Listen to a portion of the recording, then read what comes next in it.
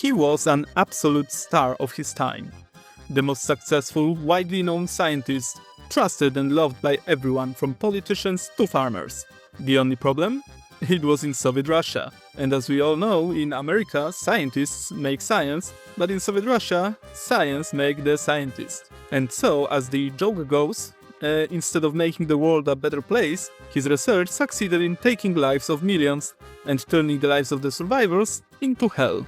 Trofim Lysenko, who's the hero of today's story, was born in September of 1893 in Karlivka, current-day Ukraine, in a typical farmer family. His younger years were spent helping his father, where he learned the basics of agriculture work. He was also somewhat ambitious, and despite having learned to read and write at the age of 13, he was trying to further his education and expand his knowledge. He attended his village school, then attended the lower school of horticulture in Poltava. After that he applied for the university, to which he failed the entrance exam. To be specific, the religious studies exam. Yeah, they had that in those times. Not discouraged, he entered the secondary school of horticulture, finished it, and then tried to enter the university again. However, this time the religious studies didn't hold him back, since they were not present. It's because sometime before his second application, the Bolsheviks took power and they weren't too keen on religion, so they deleted it from the curriculum. Thanks to that, Trofim entered the university and finished it as an agronomist in 1925. Of course, this attitude should be praised, even if later in life it only made matters worse, as he trusted the academic sources less than he did his simple peasant logic. Of course, it wouldn't be too tragic if he was doing it only on his farm, but unfortunately he got access to large testing ground, which were the fields of the entire Soviet Union. And how did that happen? Well, to explain better, let us go back in time a bit, to have a look at a very influential woman, Olga Lepeshinskaya. She was technically a biologist, though I think it's very far-fetched to call her that. She was more of an amateur pseudo-biotheorist, and a scam artist to boot. But what did she do exactly? She crafted a very unique theory. She postulated that life spontaneously springs from non-living matter. And that's a huge claim, you'd probably say. Did she have any proof of this theory? Why, yes. It's a proof that every one of you probably have access to on a daily basis. But don't feel bad that you haven't noticed before. It's not that you're not as smart as her. Quite the contrary.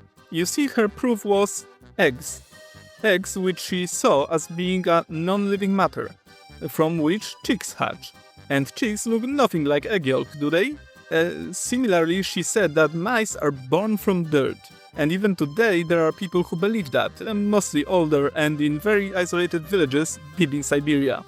The core of her theory was that living cells can disperse into inanimate particles, which then can form back into a living cell. This preposterous theory was promoted for a single reason. It aligned with the postulates of dialectical materialism, which was one of the foundations of Marxism. It was a worldview which said, among other things, that the creation and evolution of living beings from inanimate matter is a result of class struggle between the substances itself. That's just a part of the genius Soviet scientific thought, but one that was heavily imposed by the politics in the academic circles. At the same time, the theory according to which each cell must come from another cell, which is the actual reality, was strongly criticized by the Soviet government as being contrary to the principles of Marxism. Olga also claimed that crystals of inorganic matter could be converted into cells by adding nucleic acids. Her influence was so great, her claim that baking soda fostered erythrocyte rejuvenation led to a shortage of baking soda. Of course, many scientists disagreed with Lepeshinskaya, but if they did it loudly, they didn't do it for long. After all, she was an accomplished medical doctor and a communist war hero. She based her career on claims to observe the emergence of living cells from non-cellular materials, supporting such claims with fabricated proofs which were confirmed by others eager to advance in the politicized scientific system. In reality, she filmed the death and subsequent decomposition of cells and then played these films in reverse. Her claims were only truly challenged and debunked in Russia after Stalin's death. The scientific community then brutally ridiculed everyone who ever supported that silly woman, and of course the silly woman herself. Her husband was, however, very critical of her claims from the very beginning, once telling his guests to, quote, "Don't listen to her. She's totally ignorant about science and everything she's been saying is a lot of rubbish," end quote. After Olga boasted about her discoveries to the guest. Her theories have quite quickly faded into obscurity, and she soon became only an embarrassing footnote in the history of biology. So, having Miss Lepeshinskaya explained, let us go back to Lysenko, whose theories were an artistic extension of her quote-unquote scientific work.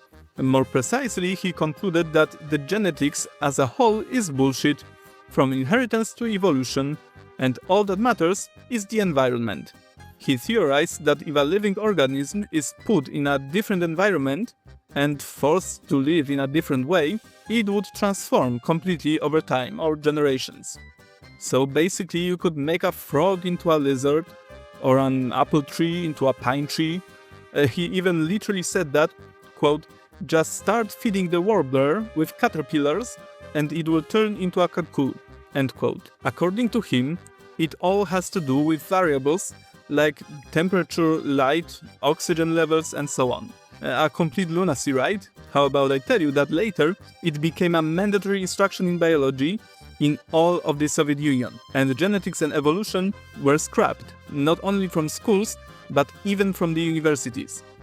Unbelievable, but true. Especially unbelievable when you think about how biology and medicine were supposed to be very, very advanced in Soviet Russia. That's kinda weird. Let's continue from the moment in which Trofim graduated from the university. He was not the brightest student, but found himself comfortable in the new Soviet reality. Thanks to that, his career was supported by the party, which ensured his first big assignment.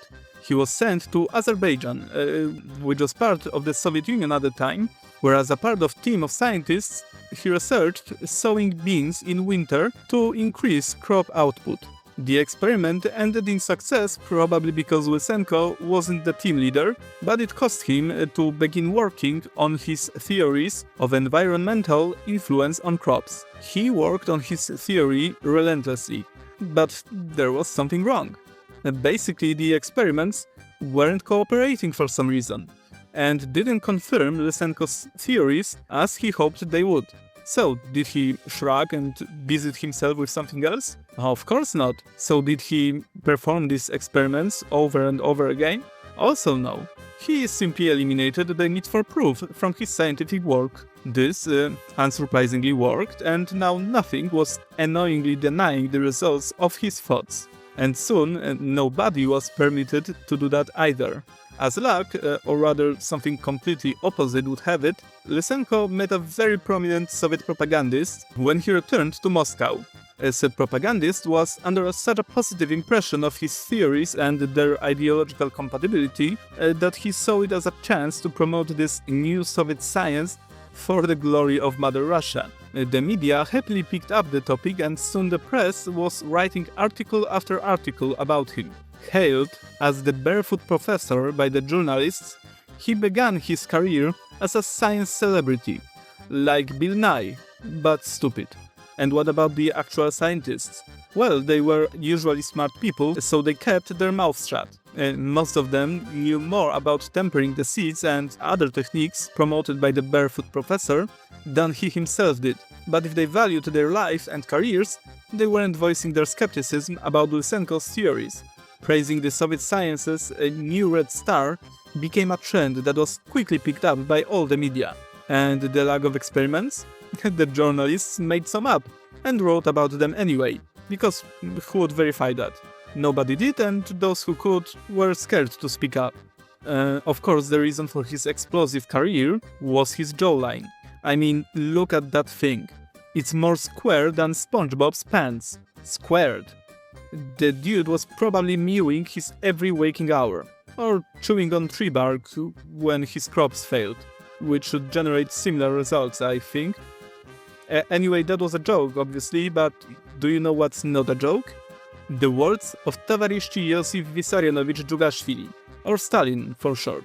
It was his praise which he voiced after hearing Lysenko's TED Talk at the National Farmer Conference, where Lysenko spoke about a class fight on the front of horticulture. Yeah, so this lecture must have been really exciting, as Stalin at one point stood up and loudly gave praise directly to Lysenko. And in that time and place, this was like boarding a Sputnik and riding it to the moon. You go up fast, but there's a high chance you die. So did Lysenko meet his end shortly after? Unfortunately not. And I say unfortunately in full seriousness.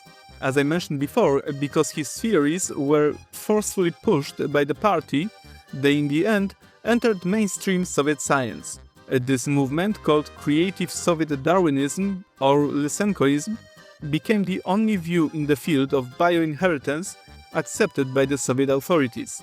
It was less of a creative movement and more of an attempt at deconstruction of genetics and Darwinism. Science back then was considered one of the fields of class struggle. Lysenkoism was supposed to overthrow the findings of bourgeoisie science in the field of genetics. During the period of Lysenkoism, it was considered an essential element of biological publications to be consistent with Marxism-Leninism, and consistency with reality was optional or even discouraged. So Lysenkoism was a response to the individualism of classical genetics that did not fit the concept of Marxism and tried to interpret the same phenomenon in more collectivist categories. Of course, its absolute presence in the academic circles had to spill over to policies sooner or later. Since it assumed, among other things, the sudden emergence of new species, it promised immediate results, such as increased crop yields, the rapid development of plant varieties that are resistant to frost, parasites and pests, and the creation of entirely new, economically useful species. This was honey for the ears of the communist leaders, who, being quite uneducated themselves, had no idea how wrong these theories were, and so they made Lysenko into the foremost authority in Soviet Union agriculture. His methods were supposed to transform winter wheat into spring wheat by wetting, cooling and sowing the grain in spring.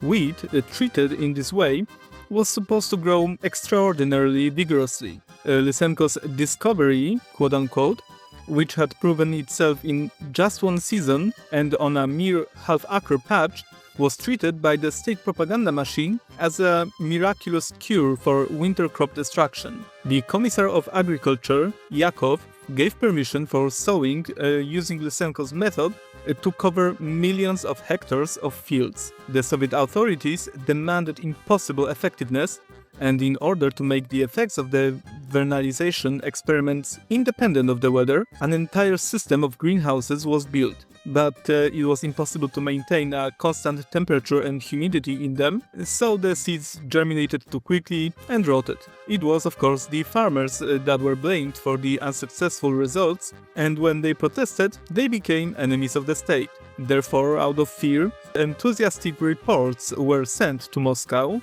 about thousands of tons of obtained grain, as a result of which the ministry allocated even more funds for grains treated in this way and received even more enthusiastic reports. So it all looked good on the paper. But when the reality of food shortages hit, Lysenko came up with a new theory, that the wheat was degenerated from self-pollination. From a scientific point of view, this was completely nonsense. Self-pollinating plants, such as wheat, have existed for centuries, even millennia, and do not degenerate in any way. Lysenko, however, demanded that his method be immediately implemented in tens of thousands of farms, which required assigning an additional 800,000 peasants to work. They were sent into the fields with tweezers and tasked with ripping off the stamens of each individual plant. This, of course, had no real effect, besides destroying the crops even more, and after 2 years, it was abandoned. Lysenko knew that he had the backing of the authorities and the media, so he waged war on any sensible scientists that opposed his view. He targeted biologists, geneticists, people who basically had years of experience in honest scientific work. He did that by informing the authorities about their mistakes and ideological unconformity. He got so caught up in this that at one point the team of scientists he was assigned did no actual work but spent their days writing kindly informing letters to the Soviet political police. He conducted his experiments without control and did not subject the results to analysis, which he considered a perversion of the Rotten West. Over the years, he became surrounded by an ever-growing army of supporters, who fabricated the results he expected. Lysenko's portraits hung in all scientific institutions, his bust could be purchased in souvenir shops, the Moscow Philharmonic Choir had a song praising him in its repertoire, and even children were learning songs composed in his honor. Thanks to these actions, in 1948, the state adopted Lysenkoism as the national foundation of biological sciences, giving classical genetics a proverbial kick in the butt. Encouraged, Trofim began writing even more of his pseudoscientific ramblings, probably not without hardship, as he had problems writing and reading all his life, and his pursuits culminated in a debunking of Darwin's theory of evolution. According to Lysenko, it's not that the living organisms in the natural environment compete, rather they cooperate. How very communist! And according to this theory, communism is the natural order of the world. And of course, this hypothesis delighted the communists. No surprise there. Too bad that China also took notice and also embraced the ideas of Lysenkoism. Did that produce the awaited proof that these ideas are based in reality? Not really, but it did produce the Great Leap Forward. You know, the Great Hunger that killed at least 15 million people and even up to 50 million? Yeah, that's in large part Lysenko's fault. The aftermath of introducing these faulty practices was tragic not only in China but in all communist countries, and being confronted with reality caused the downfall of Lysenko in 1962. Stalin was already gone at that point, and the backing the Red Dwarf enjoyed also deteriorated.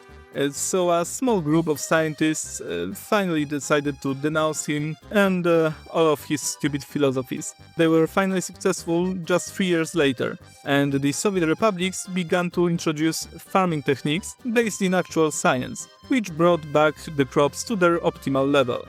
So you're probably asking, how was Lysenko punished for his contributions to the misery of millions? That's the fun part. He wasn't. He was only marginalized by the scientific community and the Communist Party. Lysenko's hypotheses were not based on any scientific foundation and completely discredited Soviet science on the international stage after the discovery of the molecular structure of DNA in 1953, which was the final confirmation that DNA is the only factor of heredity. Completely disgraced, he was cut off by the Soviet state so thoroughly that when after his death in 1976 his family asked the authorities to have him buried in the prestigious cemetery, that request was rejected without any justification. And so we come to the end of today's story. I hope that you enjoyed the video and maybe even drew a few conclusions from Lysenko's story as well. I think there are some to be drawn, or at least a few parallels. Remember to leave this video a like and maybe, if you find me worthy, give my channel a sub. I really appreciate any support and I'd also love to hear from you in the comments. I wish you all the best, stay safe and absurd, and see you in the next video.